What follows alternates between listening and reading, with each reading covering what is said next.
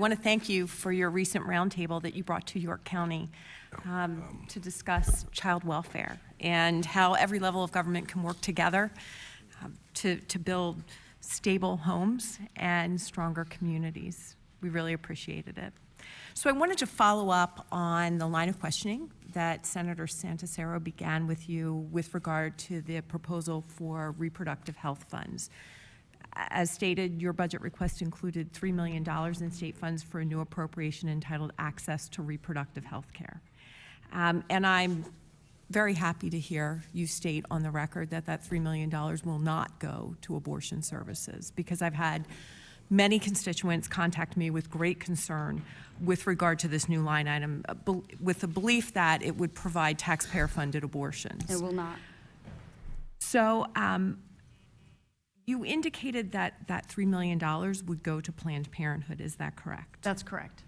So none of the dollars will go to any additional health care providers that provide reproductive health services to women in the Commonwealth? That's correct. They provide very important services, but this funding is to address a loss of federal funds for Planned Parenthood. Right, and as we know, on Monday, the Ninth Circuit Court upheld the decision of the administration to not utilize federal dollars for abortions.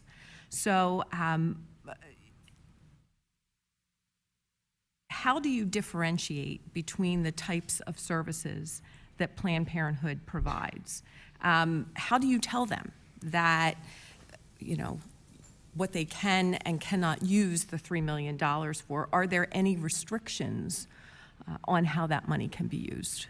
So these providers already have to submit attestations that they separate all abortion services from other family planning services. So all of these providers already do that today. In fact, I just signed yesterday the recent attestations of all of these providers. So they keep these operations very separate today, both financially and physically, and they will continue to do that. And that will be part of the grant that we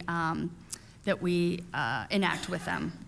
So recently we have learned that grant money has not been used as the Commonwealth saw fit. There was $12 million in grant money that went to cable providers to further deploy high-speed internet to rural areas. And what we learned was none of that money ended up being used for what it had been intended to use.